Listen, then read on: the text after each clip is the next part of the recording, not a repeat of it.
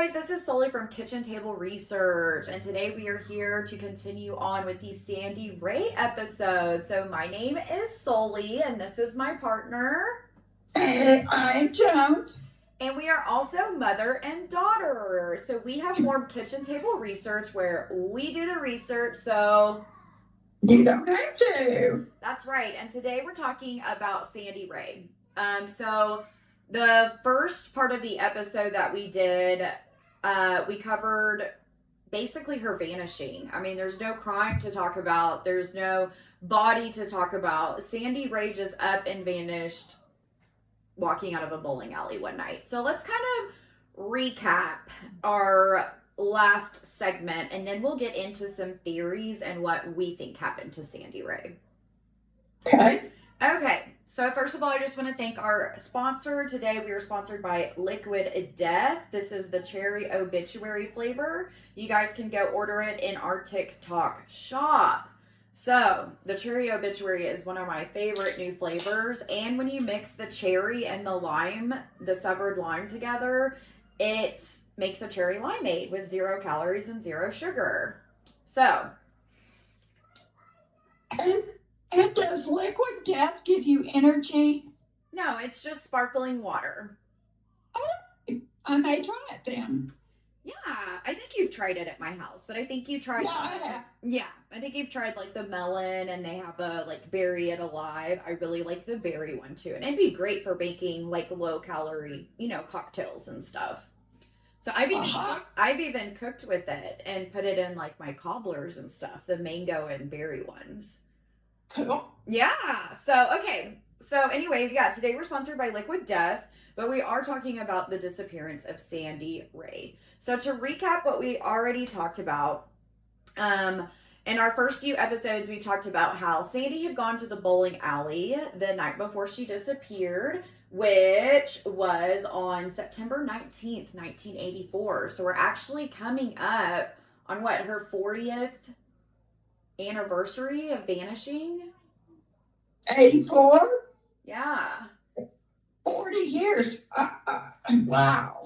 Yeah, so this case took place 40 years ago, but Sandy was an 18-year-old girl, and she was living at a friend's house because her mother, Carol, had some issues that Carol was dealing with. And so both families that Sandy went to live with, and Carol, Sandy's mom, they had decided it would be better for Sandy to go live at their house and be able to get rides back and forth to school because Sandy did not drive. So that way she could finish out senior year and graduate high school. That was, her mom wanted her to do that despite whatever may have been happening. And so she was not yet 16, but she was already a senior in high school? She was 18 when she disappeared. So yeah, 18 years old. 18 years old. She still wasn't driving. She was not driving, no. Okay. No, she normally caught rides with her boyfriend, Danny McLeod, who we introduced in the first episode, and he's definitely going to come into play when we talk about theories. So we discussed the McLeod family and the Ferg family, and both of these families were prominent families in the Shawnee, Oklahoma area, and so they kind of held a lot of power. Like they were just kind of two of the biggest families in this little town of Shawnee, Oklahoma. So quite influential. Yes, quite influential, and definitely had connections through like law enforcement. Okay. And stuff like that, okay? So in the first episode, we had discussed that the night that Sandy disappeared, that actually her boyfriend's father, so Jim McLeod, borrowed Sandy's mother, Carol's, car that night. And he returns it the next morning, and Carol notices that there's mud, dirt, debris in the trunk. And Carol has not yet figured out that Sandy is missing because Sandy doesn't live with Carol. So already Carol's alarm bells are already like, well, this is kind of weird. I get seeing mud on the car, but it's unusual to me that Carol would open the trunk. Well, maybe she did because of all the mud that was there. Maybe so, because that would not be the first thing I did. Yeah, exactly. Yeah. But then Carol does try to get a hold of Sandy that next morning to see if she made it to school and everything. And no one can find Sandy. So the last time she is seen was leaving the bowling alley. And we did talk about a couple of eyewitness sightings that knew Sandy and knew the family. So we kind of said that these eyewitness testimonies may be a little bit stronger because they knew these people. You know what I mean? So we did talk about some eyewitness sightings, and that's also going to come into play into theory. So I'm ready to get into theories. Do you have any questions before we do? Not so far. Okay, well, our first theory is that the McLeod family, so Sandy Rea's boyfriend Danny and his father Jim, the McLeod family owned a pawn shop. Okay? And this pawn shop, I believe they own the entire building, but half of it was rented out as a pawn shop. And I don't know what the other half of the building was at that time, okay? But the McLeod family owned the entire building. So there had been rumors around Shawnee after the police reopened this case, I believe several years later, and they had heard a lot of rumors and had gotten some leads that Sandy had been buried in the basement of the pawn shop because the McLeods filled the entire basement of that building. So not just one half, but both sides of that building, they filled the basement in with concrete. And people speculated, was Sandy buried in the concrete? So they filled it with concrete after Sandy disappeared. Correct. Yes, after Sandy disappeared, this happened. Yes, like not too long after it happened. So a lot of people speculated, is this where Sandy could be? So the police actually did do an investigation, and they went in and they scanned only the pawn shop side of it. So they found nothing on the pawn shop side of it, but they didn't scan the other half of the building. Why would you do that? I'm like, if you already have the equipment and the warrant and all of that out ready to go, why would you not scan the entire building? Right. And I don't know this, but how long does it take to scan with a concrete scanner? Is that a 30-minute job or is that a 2-day job? I would say depending on the area, it's a slower process. So I would say to do a building of that size, I don't know the exact size of the pawn shop, but a day to do the entire thing. So like you're saying, you're already out there. Well, and does the depth of the concrete, the deeper the depth, the longer it takes? Is that the way that works? I believe so, because that penetrating radar has to go through more layers, and so it takes longer to get the data retrieval back.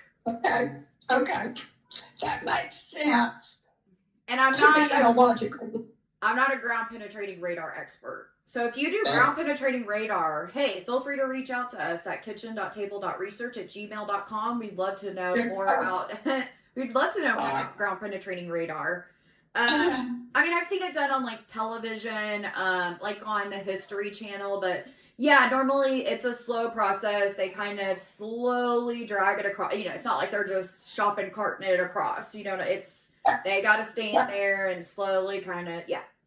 So, okay. So basically one half of the pawn shop got searched, but the other half didn't. So there's still a question there. I'm like, if you're going to try and dry up a lead, why don't you just dry up the entire lead? You know what I mean? But I just want to say, right, I just want to say, in my opinion, I don't think that Sandy's underneath the pawn shop. And I'm going to tell you why as we get into more theories, okay? So our next theory is going to go back to, and this is going to get, I just want to put up front a trigger warning. And we're going to be using some words that we have to change on TikTok. So as we go through this, just kind of hang with us here for the vernacular. So we had talked about these suit parties that Sandy was attending, and Sandy left the bowling alley that night, believed to have left with Danny McLeod, her boyfriend, to go to one of these suit parties. Now, we actually know Sandy made it to the party because she actually calls her sister, her older sister that does drive, and asks if she wants to come out to the party by the lake. That's what she said. Do you want to come out to this place we hang out by the lake? And her sister was like, no, it's a school night. It's already late. I don't want to go out there. So we do have some eyewitness testimonies that state that they saw Sandy at this party, but then we have some eyewitness testimonies that also state that people saw Sandy at another party. So is it bad eyewitness testimony, or did she go to both? Did they party hop? You know what I mean? And so what happened at some of these suit parties, like I said, we kind of talked about it when we talked about her disappearance, but basically this is judges, lawyers, doctors. That's why it's called like suit. So it'd be men that would be dressed in like an authoritarian style or manner, would supply smugs to women in exchange for smexual favors. Okay? So the men are getting what they want, and the girls are acquiring smugs. And one of the main ones that they used was Coke. And so from here on out, we're just going to call it Snow. Okay? Okay. So we're talking here about having these older gentlemen at these parties. Some of them happened in motels, out by the lake, however you have it. And we're going to get into actually some other women that disappear that were known to go to these suit parties. And it's going to get a little rough. So you guys, if this is triggering for you, I would say this is probably the time to end this episode. So we know that some of these women actually get pregnant while during this exchange. And so because there's doctors that are attending these suit parties, they are unaliving the fetuses that these women are carrying and forcing them to have like smabortions. So from here on out, we're just going to be calling those botches, because some women we know did not survive through the botch. So, yes. Okay. So like I said, this gets pretty serious. So let's talk about some of the other girls that went missing. It is believed that several young girls, just like Sandy, went missing during this era because of these botchings. They catered to women that purposely had ran away or didn't come from good homes, so they were less likely to be reported missing. Okay. So I'm going to introduce a new character to this story. And he's a gentleman that attended these suit parties. And his name was Gary J. And he was a lawyer. And he was a lawyer to juveniles that were in the foster system. So I believe that he was like a guardian ad litem, as we would call it in the medical field. So I know you've worked with a lot of guardian ad litems. Can you explain to us what that is? Well, actually, the only thing that a guardian does is take care of that foster child's rights, to make sure that the foster parents are treating them right, doing them right, taking care of their legal situation, taking care of any counseling, all the appointments. Yeah. And he's an overseer for the foster parents. So this guardian ad litem is supposed to have the child's best interest at play. They don't represent the parents. They don't represent the state. They are simply there to represent the child, kind of as a social worker, but it's an attorney. Correct. Okay. Correct. All right. And so... Well, I guess an attorney, as that case would progress and maybe those foster children get adopted, then it would be good to have a lawyer on your team. Well, and we know that they do go to court and testify on behalf when they do custody hearings and stuff. Right. Okay. So this guy is named Gary J. and he was a lawyer, as I stated. So there was a rumor going around that the night that Sandy disappeared, that she had stolen Gary J's snow, and maybe he retaliated.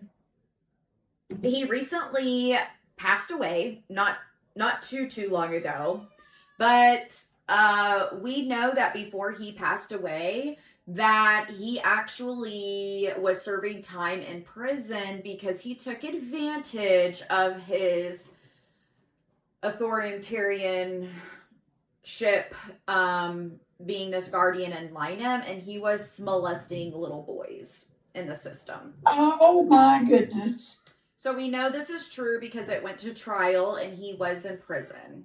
Okay, so we know that this happened, that Gary J did get arrested for molesting little boys. And are there any reports of Gary getting beat up in prison? Because I know prisoners don't often like molesters. I can't really find any more information about Gary J than what I've already told you, but I would 1000% agree with you. If you mess with women and children, even criminals don't like that in the prison system. Yeah, I want to look that up on that new website I found that reports incidents like this. I am going to continue telling you the story then. Absolutely. Okay. So, do you think that it could be really that far-fetched that maybe because Gary J, obviously we know that he was a molester, and we know that a lot of times once you cross that line, people will then go escalate into unaliving. So you really have to ask yourself, is this a possibility? And there are some eyewitness testimonies that state Gary J was at the party that night. But again, these testimonies are from 40 years ago, from women that were using substances, men that weren't being forthcoming. So it's really hard to kind of piece some of this together. So after Sandy disappears, the family, because as we see in so many young missing women's cases where they are considered a runaway, the police basically did not really do much to find Sandy. So Sandy Rea's family, Carol, her mother, hired a PI, a private investigator. And the PI in his investigation had discovered that there was a possibility that Sandy may have actually gotten pregnant at one of these suit parties. So, as we talked about, because they were botching these women that got pregnant, did that put Sandy in a vulnerable position that maybe did Sandy want to keep the child? And her assaulter said, absolutely not. Or did she go have a botch and not survive? Well, and my question would be, why would either the man or the woman put themselves in a position to not use birth control? Yeah, I don't know. You can't solve that problem from the get-go. Yeah, that's what I thought. I'm like, wow, so these guys are not even using protection, which is opening up these women to a whole host of other health and medical issues and pregnancy. At such a young age. It's like, can you really just not put, yeah. So, our next theory is that what if Danny, Sandy's boyfriend, had gotten Sandy pregnant, and the McLeod family did not want that to stain this reputation that they had around town, and so the McLeod family did something with Sandy. It is known that Danny was abusive to Sandy, because I think we talked about in one of our earlier episodes, Carol Rea, Sandy's mom, had found manual marks around her neck previous to her disappearance. So we know that Danny was abusive, or some of these men that she was going to parties with. But Danny was going, so Sandy's boyfriend is going with her to these parties and allowing men to take advantage of his girlfriend. So Danny he sounds like such a stellar kid, doesn't he? Well, he certainly is growing up among some problems. Do we know whether his father, Jim McCoy, was involved in the suit parties? I have not found any information linking Jim McLeod to any of the suit parties per se. None of the eyewitnesses that we're about to get into, some of the other girls that attended these parties, they never stated, I gotta fly in here. They never stated that they saw Jim McLeod and anything that I read or listened to. Okay. So another theory, and when we go into this pregnancy idea, is if these women were getting botches, the doctors, we know, were also administering neurological agents to these women during these botches. So some type of like sedative or something for them to be able to perform this. Okay? Well, it may very well be a sedative. It may also be a drug that makes your memories kind of fade and not be so prominent. And so what do you think, like, some of those neurological, oh my gosh, this fly is driving me nuts. What do you think some of those would be? Do you think it would be like a phenobarbital? Because we're talking 1984. I think it was probably something more like Versed, and I think it could have been some Valium. Okay. Those two drugs, and I'm no expert on this, but those two drugs kind of make you woozy and not remember some things. Well, those are the smugs that they administer in the hospital before you go to prior anesthesia. Yeah. Okay. So that makes sense to me, at least. Yeah. So whenever we talk about Versed and like something like a barbiturate, which would be Valium, right?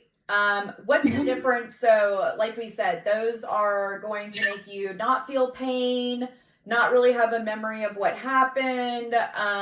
Like we said, it's used in like local anesthesia. But can you tell us about phenobarbital? Because we know that this has been administered in a lot of unalivings where people are over administered drugs, or where doctors specifically use this as their weapon of choice.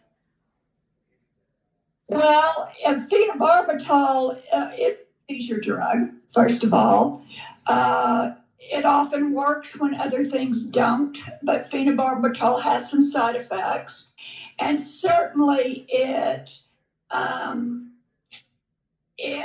smudges up your memory. I don't know if that's the right word, but you become... But if you take more and more of it, it actually depresses your autonomic nervous system to the point where you'll stop breathing, correct? Absolutely. And become paralyzed and unable to walk before... It is some to unalive people.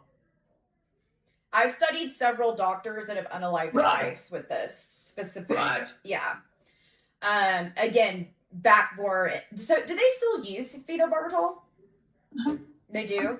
It's just under, like, very extreme circumstances, like you said, when nothing else works. Yeah, and of course it was the first one, so now we've come out with 20 more of them that have fewer side effects. So, yes, phenobarbital is still used, but probably not like it was 40 years ago. That's what I was going to say. I don't think it was used, like, we have now better smugs for that than, because phenobarbital, it's like, the level of sedation and the level of ODing is really close. Where these newer drugs, it's a much larger gap between, okay, you're sedated, but we know you're not going to pass away, Well, and when a physician tells you that he wants to see you in a week or 2 weeks, and he's just started you on an anti-seizure drug, he is checking to make sure you're doing okay. So again, from my perspective, it's important to follow up with those people. So if these guys really didn't know what they were doing, unless they were neurologists and prescribed phenobarbital, they could have easily exceeded they the could have, amount. they could have overdosed somebody. Okay, so because we talked about what if Danny McLeod had gotten Sandy pregnant. So there's another related theory to this. So Jim McLeod was known to have bought a crappy little portable shack where it was rumored again through Shawnee, Oklahoma, that Sandy had been disassembled in this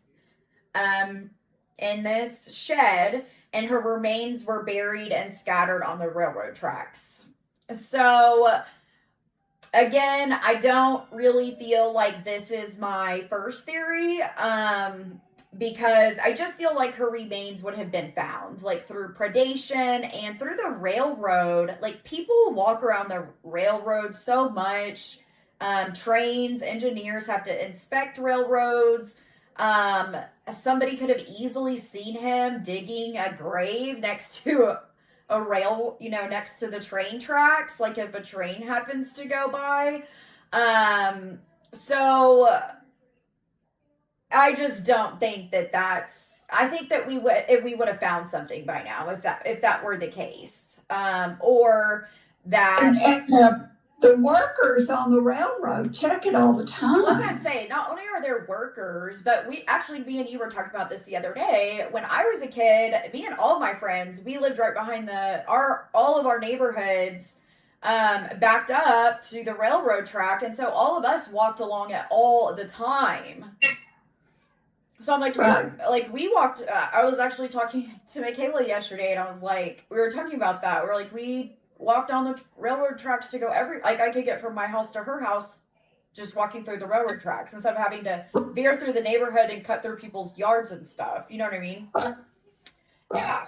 So I'm just like, it's not a good theory to me.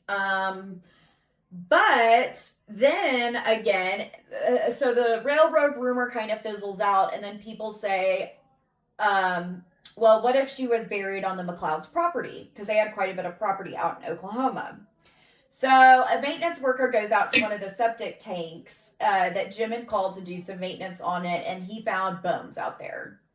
So the maintenance worker calls this in, and of course they come back as animal remains. Right. I mean, we're out here in ranch country. We've got all kinds of deer, cattle, coyotes, everything out there, right? So none of those bones came back as being human. Okay? All right. So let's get into Glenn Ferg, and let's talk about some of these women that survived these soup parties.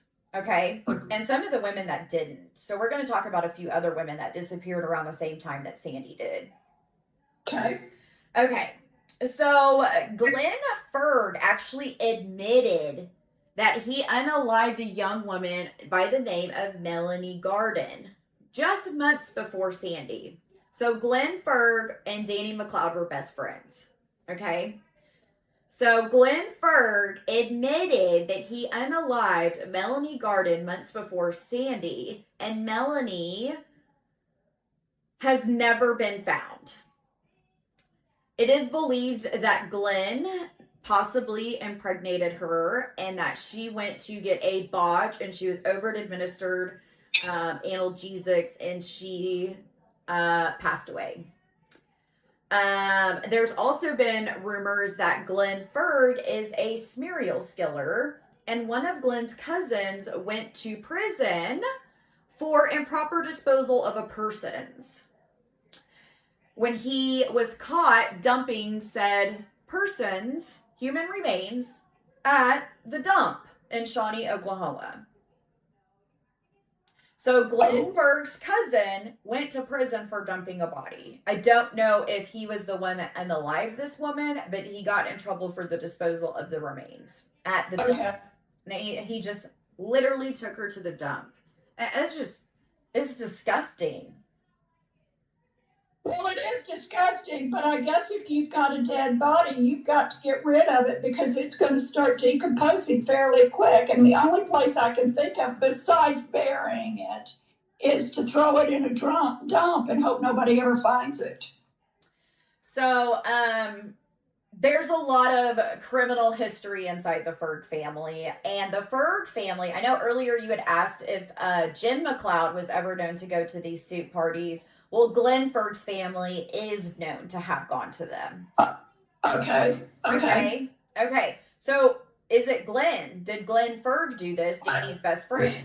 Did he have relations with her, or were they doing smugs together and she OD'd? And at these soup parties, as we stated, most of the smugs that they were using at the soup parties were snow and alcohol. So, from your medical perspective, tell us about what happens. Like, how would you feel if you were on both of those substances simultaneously? I've never been on both substances simultaneously, but I will say that if it's too much, too quick, too fast, we already know people who have died that are famous people by doing those two drugs. So let's assume it doesn't take much, particularly if you have any kind of congenital defect in your heart. Let's say you've got some valvular problems, or you've got a problem with your pacemaker initiating a beat, then certainly cocaine's going to mess that up, as does alcohol. But cocaine, Yeah. I would think more. So, like you stated, we know several celebrities that this was their COD, and like one of them is like John Belushi, Rivers Phoenix. Like, this was something that was happening at the Viper Club in Los Angeles quite a bit when Johnny Depp owned it. There's quite a bit of this mixture of stuff going on, and so we know that it can be deadly. This is a deadly combination. And I think one of the main reasons is because snow is a upper and alcohol is a depressant. So when you mix the two, it just causes really bad problems. And we know people that do this with other smugs, say like Smith and Smerowin. That's just, that's downhill real quick. I mean, you're not going to do that for so long before it unalives you. You know what I mean? Okay. So not only did the PI do some investigating on Sandy's case, but then an investigative journalist out of Shawnee, Oklahoma starts picking up on these soup parties. And so she starts to investigate them. And her name is Mindy. So I actually tried to reach out. I don't want to give her full name, but I actually tried to reach out to her and see if she would be willing to talk. She did write a bunch of articles for some of the Oklahoma newspapers and did some investigative journalist pieces on this story. However, I never heard back from her. But this happened 40 years ago. If she was an investigative journalist then, I mean, she might not even, still be with us. So, but I just want to say that Mindy did some amazing work, and I feel like she was one of the, especially being a female, like she was one of these women that wanted to figure out what happened and what was going on at these soup parties. You know what I mean? So she kind of dug her teeth into this story. So during her investigations, she spoke with 3 women who had been to these parties. Okay, and we're gonna leave their names out for anonymity reasons. Okay. Okay. So she spoke with 3 women who came forward who attended these soup parties, who witnessed the same men in suits. And these 3 women were not connected. Like, it wasn't like she went in and talked to 3 group of girls that were all friends. She reached out to people independently, and so they independently were giving her the same information. So that's pretty, that's pretty solid. Young boys like Danny McLeod and Glenn Ferg were also seen at these parties. And these girls said that there were massive amounts of snow at these parties, like just tables full, like you would think of in like The Godfather or something, just like So it's like, yeah. Um, so Mindy spoke to another investigator who was investigating these soup parties in a different region, and they had exposed this entire ring, basically. Like, they couldn't necessarily prove it. And it's like, when your police and your entire government is corrupt, who do you go to? Right. So this was happening not just in Oklahoma, but nationwide in the 80s. Ick. Ick. Ick. Yeah. It's just like, I'm like letting it sink in, and it's making me sick. It's, okay. So one of Sandy's friends did speak with Mindy to help with the investigation. So we're going to call her Robin. Okay. So Robin and Sandy were friends. Robin states these soup parties were real, and she knew about the happenings during the time.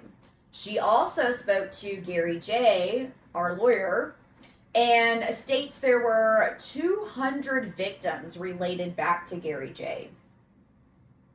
By victims, I don't know if she means like S8 victims, or surely there's not 200 unalived women. Well, that would raise some red flags. But I guess if you've been working with children in the foster care system. How about pedophilia? Yeah. Yeah. Okay. Just be careful with your vernacular. Schmeados. Pedophilia. Okay. So it really just seems like there was a cloud of corruption around Shawnee, Oklahoma. And there was a lot of people that knew they were taking place. Lawyers, police, judges, doctors had covered their bases. They covered their asses. So like I said, who do you call when you can't call the police? They were also rumored to buy off witnesses. So if a case actually got to court and somebody was going to testify, like some of these younger kids that were attending these parties, these young adolescents, 18-ish, 19-ish, 20, in that age range, they were obviously grew up in poor homes and in bad situations, and they would recant their statements and then be seen driving down Shawnee, Oklahoma in a brand new Cadillac. So they were just buying off witnesses. Okay. And I think we talked about in either the first or second episode that they had actually sent an unaliving threat to one of the eyewitnesses that came forward that said that she saw Sandy, Jim McLeod, and Danny McLeod. It wasn't this sighting at the bowling alley, but it was like in her neighborhood that we talked about. So they had, and remember we said that she had actually moved away because she was in fear for her life, like for real. Like she didn't think this was just some, like she's like, all these people are involved and all these girls are disappearing. I would have gotten the fuck out of there too. So, and so we know that there were unaliving threats. So there's evidence that ties Sandy to the party. Like I said, she called her sister that night and told her sister, oh my God, you have to come to this party. Everyone is here in their suits, blah, blah, blah, blah, blah. And her sister was like, no, tomorrow's Wednesday. Like, I have to get up and do stuff. And so her sister never went. But how did all of these people keep their mouths shut for all of these years? Like, how has this not been, like, nationally exposed? So is it one person? Is it soup parties? Is it one of Sandy's friends? Like I said, we're going to get into some of these witnesses. So there was a girl named Cindy, and she was only 14 years old. She OD'd on neurological agents during a botch in a trashy motel. Now, I don't know if another like police force came in, or if this was like Shawnee County versus like, I don't know, maybe the Oklahoma, forensics or something, but somebody was trying to at least solve part of this. And so when they found Cindy unalived in the hotel, they tied the pharmaceuticals that were given to Cindy back to a pharmacy that Glenn Ferg had robbed. This just gets more and more convoluted, doesn't it? And supposedly Cindy was pregnant with Glenn's child. Okay. And actually this did go to court. So I think this maybe is So she was pregnant with Glenn's child and went in to have a small abortion and died on the small abortion table. Gotcha. Or the trashy hotel bed. Okay, gotcha. Yeah, and actually we're going to get into this hotel here in a minute. Let me follow the script and not skip ahead. Oh, here it is. Perfect. Okay, so in these motels, when they would go, investigate the hotel that like Cindy was unalived in, where she was botched and OD'd, there were hangers and chemicals found all over the motel room. Hangers. Can you imagine? I mean, like, just the fact that a 14-year-old is going through this is like so insane in my mind. But then from a medical perspective, I'm like, you're supposed to be a doctor and you're doing some abortions with hangers and just freaking random chemicals in a trashy motel. Like, there's no sterility. Like, what? I have nothing to say about that. That's the worst case of, I mean, there's so many levels of killing in that scenario. It's almost like it's overkill. Well, obviously they did not give two shits about these women. Right. I mean, there's certainly medications that start. Right, but were those available 30 years ago? Yeah. So you could take Plan B in the 80s? No. So then we knew about Plan B, but it was not yet allowed. And then it's like, oh, I don't even want to get into it, but I'm like, this is why making some abortion illegal becomes very dangerous. Okay. So charges were filed for the substances that... Hold it. Making abortions legal becomes dangerous? How about making abortions legal? I said illegal. Huh? I said making them illegal. Why? Because then you have this hanger situation. If you're not allowed to go get a abortion. If you make them legal, then why would there even be hanger involved? That's what I'm saying. We're on the same page. I just don't think we're hearing each other. We're agreeing. Yeah. Okay. Yeah, I'm saying that a woman should have the right to get that procedure done. Because she doesn't, and she's 14 years old and she's out of options, she's going to be found in a hotel room just like Cindy was. Right. And so we have to push to keep our women safe. We have to keep our women safe. And why are men so outspoken about us wanting to get this? Because they're the ones that are doing it. That I don't know. Okay. So whenever this does go to trial, the unaliving of Cindy does go to trial. So 2 attorneys were present in the room, along with Glenn Ferg, and one of them testified saying that they heard Cindy gurgling and did nothing to stop her demise. Like, oh, she's unaliving, let's just stand here and watch her?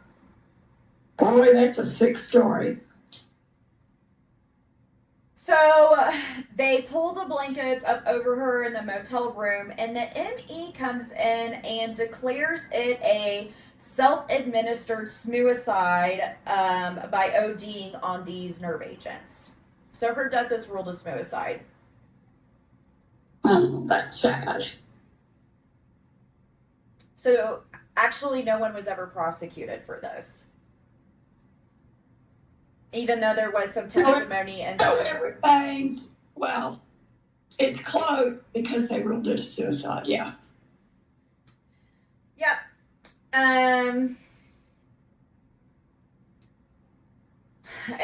Yeah. All right, so we've already talked about Cindy. Let's talk about a girl named Jo Beth.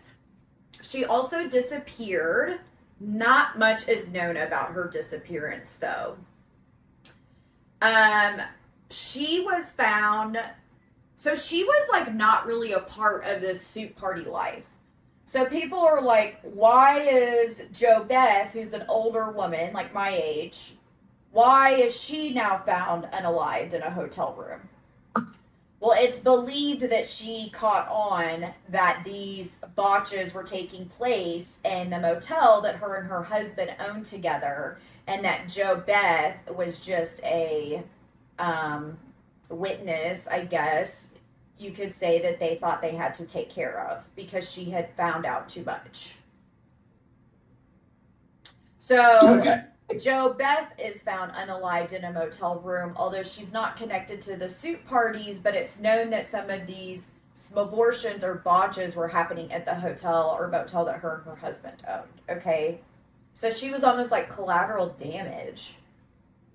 It's like, how much work does it keep up to have Smex and use Smugs? Like, is it really all worth all this? When you're just having to constantly, like, clean up stuff. And, I mean, it just seems like, how great, sorry, but, like, how great can Smex really be to go to these lakes? But I guess whenever you have Smugs involved, it changes people, you know? Smugs do change people.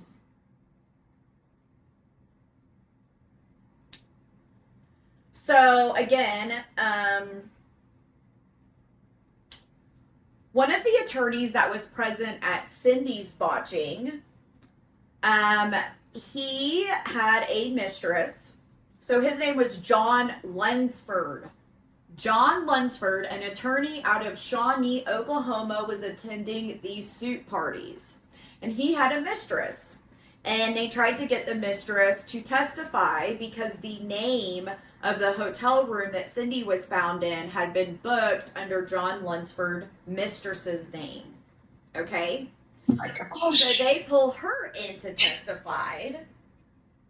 However, no charges have ever been brought to either John Lunsford or his mistress. However, Lunsford got a divorce from his wife and married his mistress. Boy, things just don't come together very well for anything. And, like, I hate to leave you guys there, but that's it. So, we're working on a case out of... We're working Do you think it's still going on? Oh, absolutely. I think it's still going on nationwide. We just haven't had any current deaths, or we don't have any deaths that we know about. Well, if they're this good at covering it up, how would we ever know? Well, it was 40 years ago. Has nothing happened since then? Sandy's remains have never been found. I do not believe that Carol is still with us, although Sandy still has some cousins that are very, that advocate and keep Sandy's name out there. Okay. But we're working on a case out of Houston right now, and I think that this is exactly what happened to our missing girl. Well, it's certainly That happened, let's see, 14 years ago, and the police did nothing. She was labeled a runaway, and nobody's ever been found in our case either. Yeah. How, and like, I looked up the statistics the other day. Did you know that like 10,000 people a day go missing in Texas? Yeah, it's a huge amount. This was one that really stuck with me. And I did a TikTok video about this. 25 children go missing in Harris County a day. And what I would want to know is how many of those are found. So the statistics on them being found are not super traceable, because if they go missing as a child and then return as an adult, like sometimes it messes up some of those statistics. But what I did read was that about 90% of missing children are taken by a parent or relative, right? So like a custody issue, and most of those children are unharmed. Right. Because they're with a parent that's just like trying to get revenge on the other parent by doing this really shitty thing, right?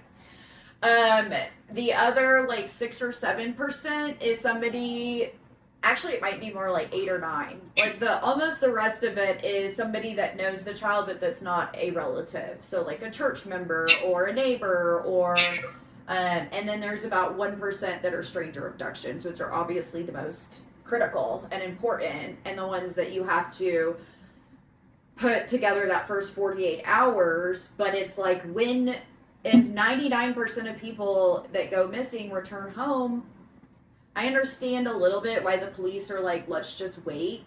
But again, I'm like, if a child is missing, that child needs to be found. Whether it's with a parent that could be dangerous or on smugs, or introducing them to, people that they shouldn't be around. And I think we probably need to do a better job of training the people who are asking questions to say, what about this statement by the parent or by the sister or whoever sounds like a rental? Like almost like a risk assessment or something. Right, and there is. Yes. There is. You remember when we were at CrimeCon and I talked to that lady that we were having a drink with about her work, which started back in the 70s, I believe. Are you talking about Mindhunters lady? Yes. Okay. The Mindhunters lady. And her name is Ann Burgess. Ann Burgess. I didn't know if you wanted to shout her out or not, but well, I mean, she is so well known. Yeah, I was gonna say, Mom actually got to sit down and have a conversation with Ann Burgess. How amazing is that? So, what did you guys talk about? Well, my question to her is, if you intervene in a young child's life with medications, can you make a difference for their grown-up life? Because those children that are 3, 4, 5 that are out of control, they're already violent, they're already killing animals, they've killed their kitty cat, they're peeing in bed, although you have until 12 for that to become a risk factor. But we're basically talking about the McDonald triad, which we talk a lot about on our TikTok. Yeah, those 3 points that she just mentioned, which would be she's the one that put that together. Arson, bedwetting, and unaliving of animals. However, bedwetting is, like, if your kid is still wetting the bed, do not freak out about it. Like, that's totally normal. I mean, like you said, even into early adolescence, like, it's very hard to train your bladder at night. So, but I will say there also, newer research indicates that one of the reasons that wetting the bed is part of the triad is because children that have been SA'd at a young age tend to not have as much control over their bowels because, of course, because they've been injured. It's been, their anatomy has been, disfigured or distorted. And so that's why, like, late bedwetting. But I will say, please do not punish your children for bedwetting. Like, that's, like, the number one thing to do to make your kid, like, a smerial skiller. Yeah, put a puppy pad down. And accidents happen, guys. But yeah. So if your kid is wetting, like, I have a 3-year-old. Like, I'm not worried about that right now. I'm not even to that stage. But you know what I mean. I do want to show you some pictures here, though, of Sandy. Mom, I don't know if you can see them, but over here on our other screen, our third angle that you don't even know that I've got going right now. So I'm just going to show you guys some pictures of Sandy Rea. So this one right here would be her age progressed photo. And this is just right off of the Charlie Project.